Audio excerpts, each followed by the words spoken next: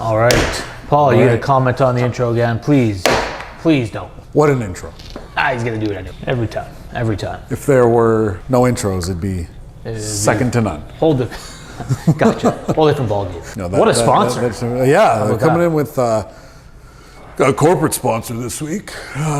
This week we've got RBC, the Royal Bank of Canada, and Joe Bondi, one of our trusted mortgage advisors. And one of the best in the business. Yeah. Now, did you intentionally deepen your voice there when you did the I do that sponsor? Sometimes, right? Okay. It was intentional. We had a corporate sponsor this week. What an intro. Today we're going to talk about listing wins, wholesaling, Mother and Mother's Day. Sometimes it just deepens for some reason. It's for the humor effect. And, gotcha. Just checking my notes here. Deepen voice to have impact. Yeah, so it's in my notes, so I do it. Nailed it. Anyways, RBC, Joe Bondi, man, this guy just gets it done like we do. That's who we like to refer. We have a few different mortgage brokers that we refer. We like referring Joe and RBC because GSD, get shit done.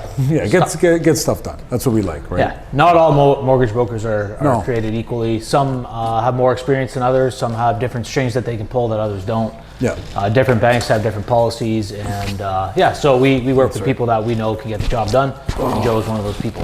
Yeah, that's right. So Paul, I noticed that you have a belt around your shoulder there. I'm guessing you were hoping somebody asked you about it. I thought you'd never ask, actually. I'm guessing. You know what? I've been wearing this for the past few days here because, sure have. Honest to God, I feel like an absolute real estate champion right now. A monster week. Monster week for our sellers. We talked last week when I was on a solo mission here about the listings that we have coming up or that are up and what we've done to prep those. And this week, all those listings went to offers, and just proud for my sellers when the game plan is presented and executed and all that effort goes in.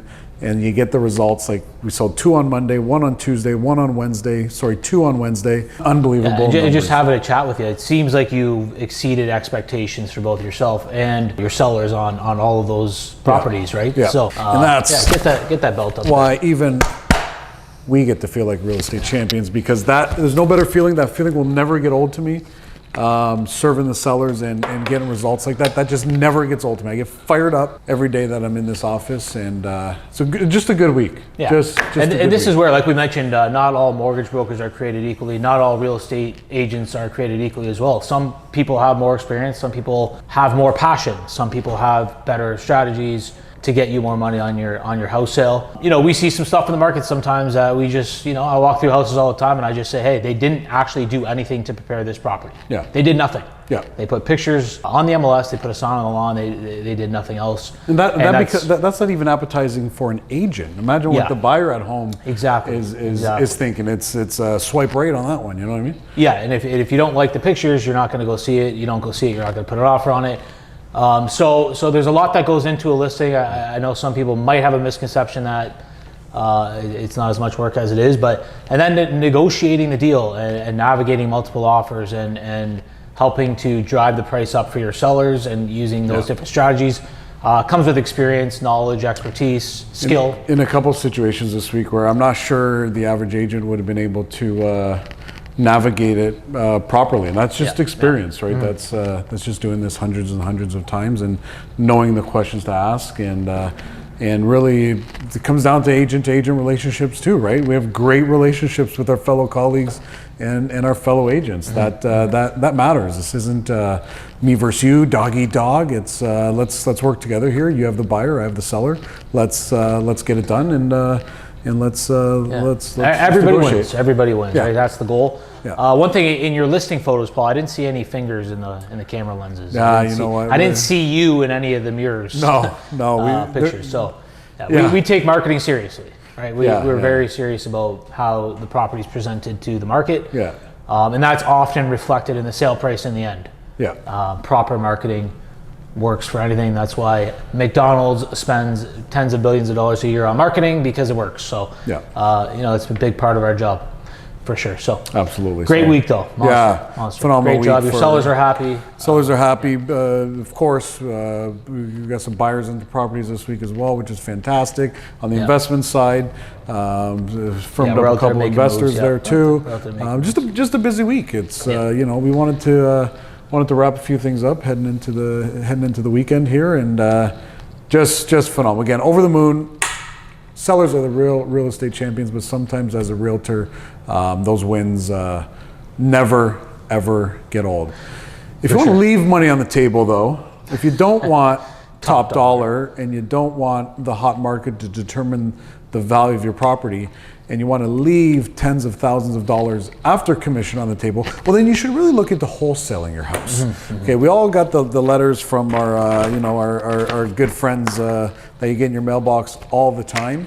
Looking to buy your house. Looking to buy your house at a discount, basically. And I understand the business model. I respect the business model to a certain extent. Yeah. I just want the people that are out there that are getting these letters, and if you're in a tough situation, people have different scenarios, but in general, probably going to be leaving money on the table, or they wouldn't be buying the property because they need a significant discount to make their business model work. So just understand that, especially in a hot market, when you can get multiple offers, right? That's our job in this market, is to price it properly, drive it into multiple offers, and get top dollar for your house. That's not going to happen if you sell it.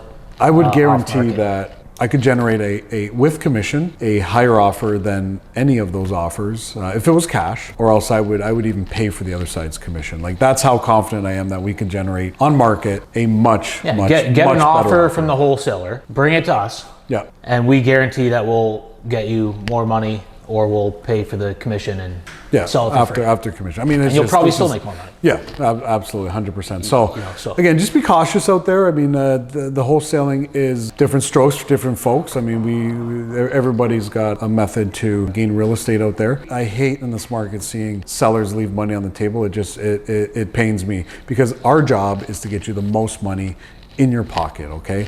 They're not doing God's work out there, trust me, and just be cautious. Another thing too, like, I want my property on the market. Yeah. This is the hottest market of all time. We've got buyers from all over the country here. Yeah. I want that property in front of as many eyes as possible. I want as many agents sending that to their clients as possible. Yeah. And if you play the market, especially in a hot market, you're just going to make more money. Straight up with her, even with the commissions, like Paul said. So another hot topic that man, I'm hearing it every day, Paul. Sure, you're hearing the same thing, but it's just the constant question of, are we in a real estate bubble? Right? Prices are still on the rise. Yeah. I'm out there every day. We're setting new records every week. We just posted the other day about actually average. We had our market stats released this week. Easy can throw these on the screen for us right now, but I mean, E-Trade. April to April, Easy actually. Either or. The notorious BIE. It's crazy. SSE, shorts, Eric. Anyways, we'll talk about that later. Yes, we will. Yeah, we will. Yeah, what was I saying? we will. What were we talking about? The bubble, okay. Right? The market stats. Oh, the market stats. Yeah, April to April, up 60%. 60%, insane. We could just redate this May 7th, 2020. Yeah. And talk about the bubble then, because people thought we were in it back then. So, is the bubble going to burst? I guess the question is, are we in a bubble to burst? Bubble? Yeah, I mean, to define, you have to define bubble first, right? Yeah. Bubble to me means that you don't have enough air to keep inflating it, and if there's not air being pumped into it, then it deflates, and then the bubble's over. Not necessarily that it pops, although it could pop as well.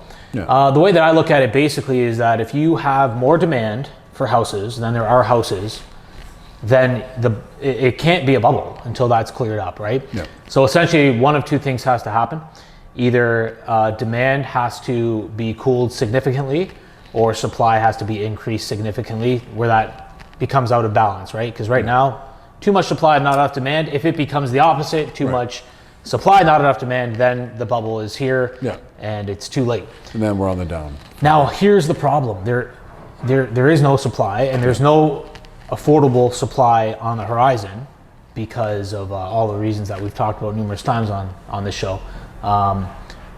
delays of construction, building costs rising, lumber prices skyrocketing. I don't see how we fix the supply problem. I guess the question would be, is there going to be a demand problem? Too many people. I mean, again, being on the listing side, we get to feel the demand. Listing a house is a massive inside look on the demand on the housing sector, right?